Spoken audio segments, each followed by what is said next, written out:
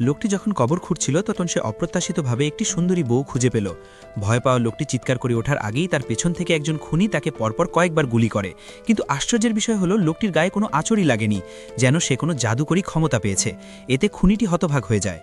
হার না মানা খুনিটি সরাসরি গর্তের ভেতর লাফিয়ে পড়ে মুখোমুখি লড়াই শুরু করে, কিন্তু অপ্রত্যাশিতভাবে লোকটি পাল্টা আক্রমণ করে খুনিকে মেরে ফেলে। এরপর তার সেই অদ্ভুত হাতটির কথা মনে পড়ে, তাই সে তড়িঘড়ি করে তাকে টেনে বের করে।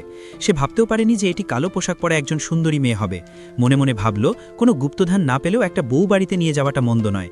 কিন্তু যখন সে মেয়েটিকে বাড়িতে নিয়ে যাওয়ার প্রস্তুতি নিচ্ছিল, ঠিক তখনই গাড়ি স্টার্ট করার মুহূর্তে মনে হয়েছিল যে তারা দুজনেই বিস্ফোরণে ছাই হয়ে যাবে। কিন্তু অপ্রত্যাশিতভাবে মেয়েটি আগুনের মধ্যে থেকে শাহরুখকে টেনে বের করে আনে। এই দৃশ্য দেখে শাহরুখ মুহূর্তের জন্য হতবাক হয়ে দাঁড়িয়ে থাকে। এই মুহূর্তটি তাকে কবর খোঁড়ার সময় গুলিবিদ্ধ হওয়ার ঘটনাটি মনে করিয়ে দেয়। এর সাথে যুক্ত হলো একটু আগের বিস্ফোরণের ঘটনা। একজন সাধারণ মানুষের পক্ষে বেঁচে থাকা একেবারেই অসম্ভব। এটি তাকে হঠাৎ করে কিছু একটা বুঝতে সাহায্য করে। তার মনের সন্দেহ যাচাই করার জন্য এরপর শাহরুখ একটি সাহসী সিদ্ধান্ত নেয়।